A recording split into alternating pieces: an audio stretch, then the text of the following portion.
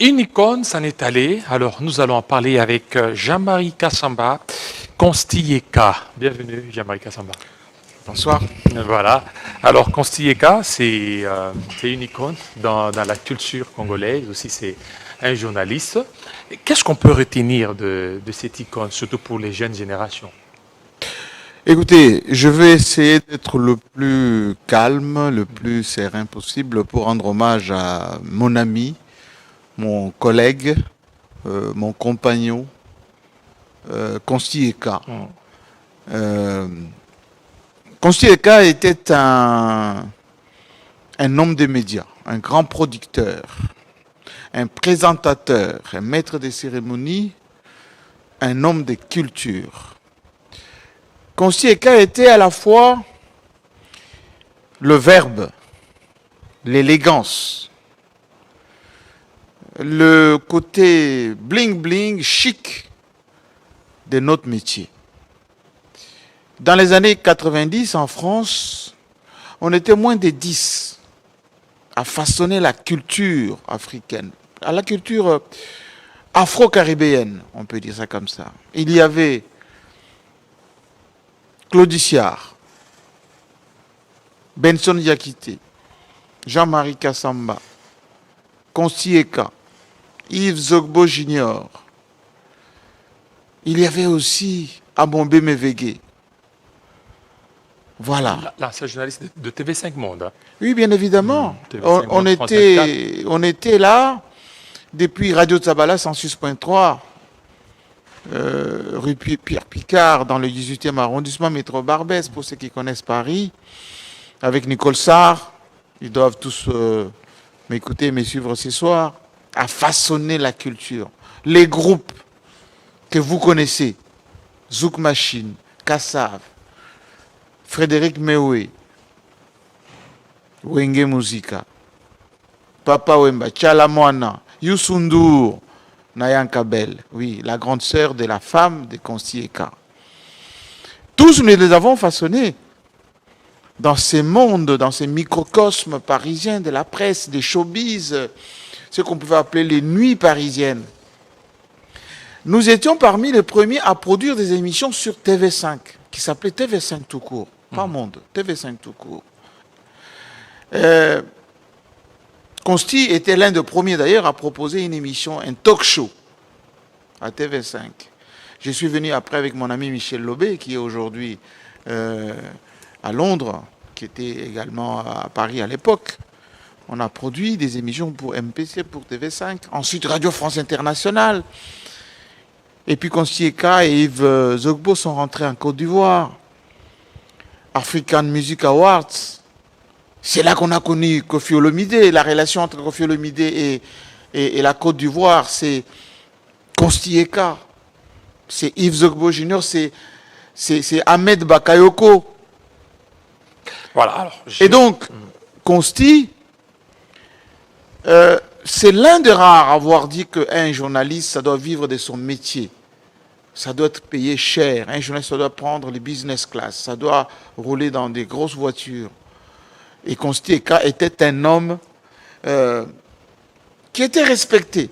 Lorsque nous présentâmes Koffi Olomide à Bercy, c'est lui qui a dit « Regardez en haut, Koffi descend du ciel ». C'est Constilleka. Et juste après, j'ai pris le micro. Voilà, j'aimerais qu'à savoir, on vous sent vraiment très ému. On suit d'abord cet élément et puis on revient.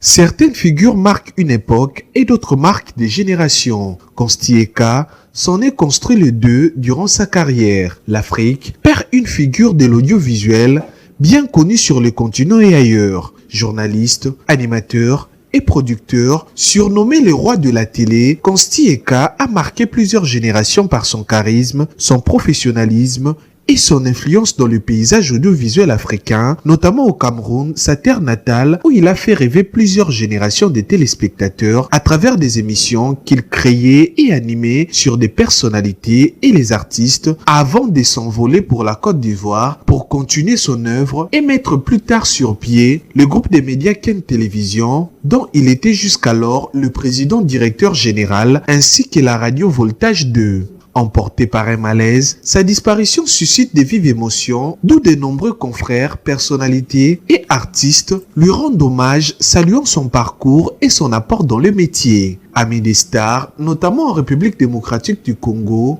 avec des artistes tels que Koffi Olomide, qu'il évoque même dans sa vidéo témoignage pour les 40 années de leur amitié. Mon frère, Koffi Olomide, 40 ans d'amitié, de fraternité. Vous savez, quand lui-même disait, quand on a fait Bercy, c'était le premier noir à l'affiche, sans première partie. On a d'abord fait le Zénith. Avant le Zénith, on a fait l'Olympia, plein. L'artiste congolais Koffi Olomide a pour sa part dans ses publications sur ses réseaux sociaux honoré la mémoire de celui qui était le maître des cérémonies dans plusieurs de ses prestations scéniques en Europe, notamment son premier concert dans la salle Bercy.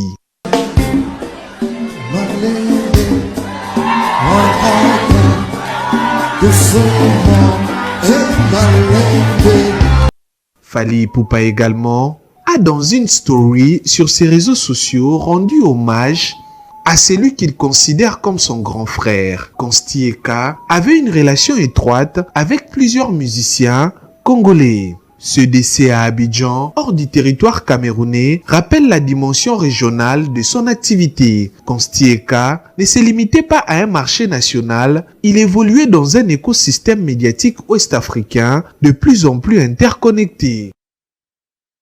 Voilà, Jean-Marie Kassamba, que perd aujourd'hui la communauté africaine avec la disparition de Consti Eka est mort à 56 ans. Consti Eka, les gens peuvent penser qu'il était vieux, qu'il avait déjà fait son temps. Bien au contraire. Il avait installé ses quartiers à Abidjan, lui qui est des Douala, au Cameroun. J'ai eu tout à l'heure ses collaborateurs, parce que le deuil va se faire entre Abidjan et Douala ou Yaoundé peut-être. Son épouse qui est venue de Paris, la petite sœur de Léon Kabel, disait que Consti n'appartenait plus à son pays. Donc l'Afrique perd le modèle d'homme des médias que nous professons, c'est-à-dire professionnel, classe, avec une forte personnalité et qui se fait respecter aussi bien par les politiques que par le monde du show business. Consti était un bon vivant. C'était quelqu'un... La dernière fois qu'on a échangé avec Sampengo, c'était à Brazzaville, il était avec Pierrette Adams, avec Claudia Sassou Nguesso.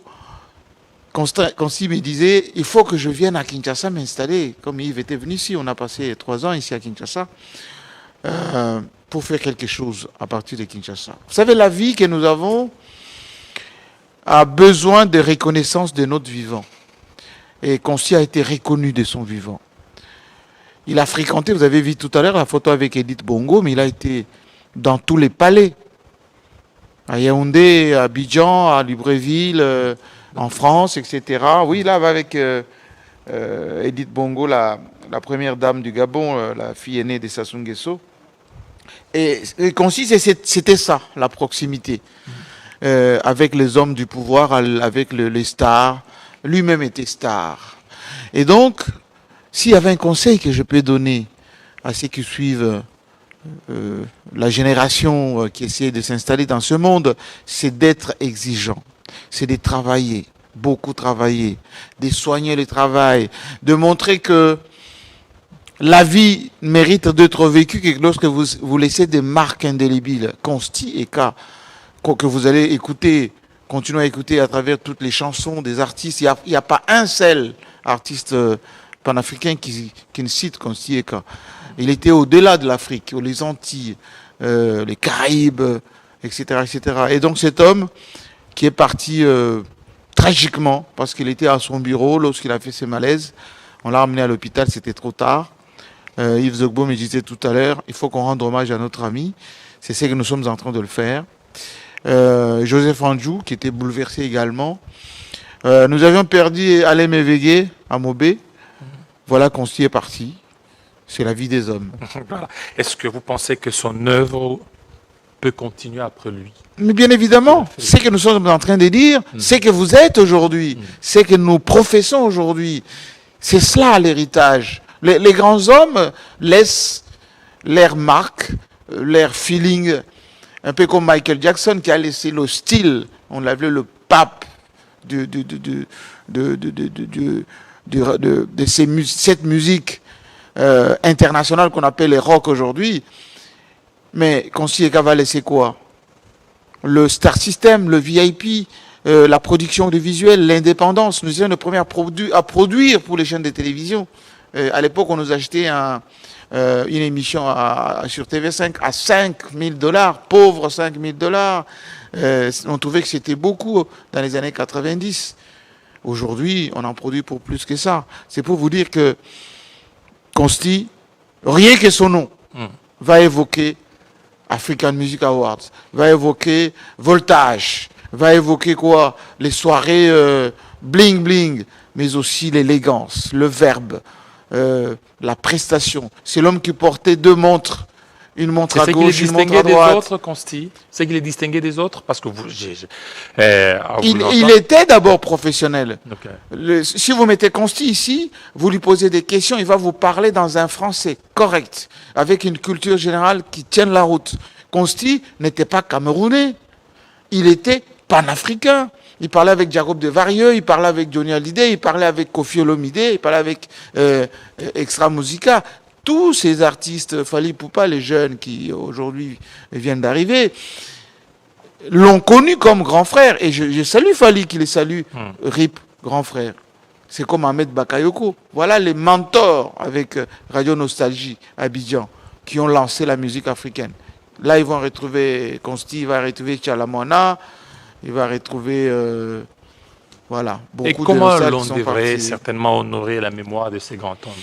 Écoutez, en rendant hommage, en parlant de ce qu'il était, en disant exactement ce qu'il faisait, et en disant respect aux grands hommes. Konsti, ce n'était pas un homme farfelu, c'était un homme qui avait une autre idée de son image. C'est pour ça qu'il ne se laissait pas payer des miettes pour faire son travail. Moi, je me rappelle, lorsque nous présentâmes, si vous voulez bien que j'utilise cela, des soirées dans Paris, le Zénith, les conférences de presse. Parfois, on ne voulait pas qu'on soit payé. On donnait le meilleur de nous-mêmes parce qu'il y avait de la culture africaine qui était à l'honneur. Aujourd'hui, les jeunes gens, parfois, font travailler pour des miettes. Non. Konsti est un précurseur, pionnier de la valorisation d'hommes de médias. Le premier dossier, vous arrivez dans un pays, vous dites, je vais faire une couverture de votre pays, élection présidentielle, l'événement, le défilé de mode, etc. Et je vous demande de me payer $500 000. Oui, Konsti l'a fait. Il a produit des concerts à $1 million. Et voilà.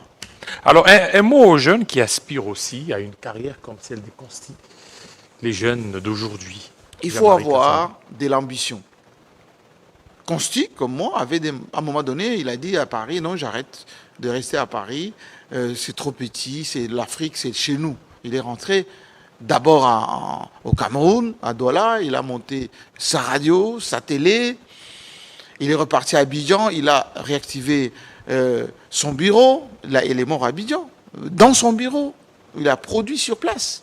La même chose que Yves Zogo Junior, qui est aujourd'hui conseiller au ministère de l'Intérieur, à Abidjan. On a fait la même chose, on est à Kinshasa, vous êtes sur un plateau qui est visible dans le monde entier, et c'est cela, être au service de notre continent. Je vous suivais tout à l'heure avec Yves Bouya, vous parlez de la constitution de notre pays. Le texte fondateur, promulgué par Joseph Kabila, ça veut dire, aujourd'hui qu'on l'aime ou qu'on l'aime pas, Joseph Kabila reste l'icône qui a donné la Troisième République à notre pays. Et c'est comme ça. Et donc, il faut, comme pour Konsti Eka, que certains critiquaient parfois. Quelquefois, il a une haute estime de lui-même, il veut qu'on le traite avec beaucoup d'élégance, etc. Il savait ce qu'il valait, et c'est pour ça qu'il exigeait tant. C'est un journaliste, il était l'un des premiers influenceurs, vous qui parlez d'influence aujourd'hui. Il savait que s'il dit quelque chose, c'est suivi. Et donc, il avait un prix. Donc, s'il y a un conseil que je peux donner aux jeunes gens, travaillez. Travaillez dur, matin, midi, soir. Soignez ce que vous faites comme travail. Et donnez-vous de la valeur. Donnez-vous de la valeur. N'allez pas, voyagez pas en éco, n'allez pas dans des hôtels à $150, ne cherchez pas les traitements, ou autrement dit, les cachets de $1000, vous pouvez en avoir 10. Soyez conséquent avec vous-même. Et puis, soignez votre travail. Un travail soigné vaut quelque chose. Nous allons rendre hommage à Consti. Kofi Olomide m'a dit ce matin, il sera à Abidjan pour rendre hommage à Consti Eka, qui dit qu'il était son frangin. Voilà les termes que Consti aimait toujours. Il disait frangin, c'est-à-dire frère. Voilà, frère. Alors, j'aimerais pas vous laisser partir de mon plateau si vous ne parlez pas un mot de la Constitution Jean-Marie Kassamba. Oui. Vous avez épinglé 20 ans. Une Constitution, déjà vous avez une fille qui a 20 ans, plusieurs fois violée. Vous voyez comment ça serait cette fille-là, 20 ans. C'est l'âge de notre Constitution. Vous savez, la Constitution, c'est le texte fondateur d'une nation. Ce matin, j'enseignais à l'université, et je disais à mes étudiants, parce que le cours que j'enseignais s'appelait Initiation à la citoyenneté. Il y a des textes fondateurs pour un pays. Et une république est république, un État est État lorsque l'État repose sur des textes. Et les textes sont inviolables. Les textes méritent respect, quelle que soit la personne. Parce que, comme disait Montesquieu, la séparation de pouvoir, l'exécutif, le législatif et les judiciaires, plus nous, la presse, le quatrième pouvoir, cette séparation est basée sur le respect des textes. Le pouvoir arrête le pouvoir. Qui fait arrêter l'autre pouvoir? C'est les textes. Parce que c'est déterminé dans les textes. La marche d'une nation, c'est dans les textes. Nous avons à peu près 29 articles dans notre Constitution qui indiquent quel chemin prendre, qui délimitent ce que nous devons faire d'une manière générique. Et puis il y a des textes d'application qui peuvent aider un pays à corriger ce qui a corrigé. Et donc moi, ce que je peux dire à mes compatriotes, c'est d'avoir un amour sacré de la Constitution. Qu'on peut changer, bien évidemment, plutôt modifier, parce que c'est prévu dans la même Constitution. On peut la modifier, on peut l'amender. Celle de 2006 a été amendée en 2011. On peut aussi l'amender. Mais il ne faut pas vouloir toucher à la Constitution d'une manière aléatoire. Ça ne peut pas consolider ce qu'on appelle la rigidité d'une nation, l'efficacité d'une nation, le socle d'une nation. Et depuis que notre pays est indépendant, nous avons eu des textes. Depuis la loi fondamentale laissée par le Belge, nous avons eu des textes. Celui que nous avons aujourd'hui, depuis 2006, ça fait 20 ans. Il est bon. Je peux même dire, il est très bon. Il y a tout simplement son application qui pose problème. Et c'est un texte qui est impersonnel, qui s'adresse à tous les Congolais, opposition, majorité, société civile. Nous devons le protéger pour nous et pour les générations futures. Voilà, merci beaucoup Jean-Marie Kassamba. Merci à vous fidèles téléspectateurs. Tout à l'heure, ça sera la grande édition de Christopher Ochokoum. Restez branchés sur Télé 50. Dans une minute, il sera 20h dans l'est de la RDC. 19h ici à Kinshasa. Portez-vous très bien. À très bientôt.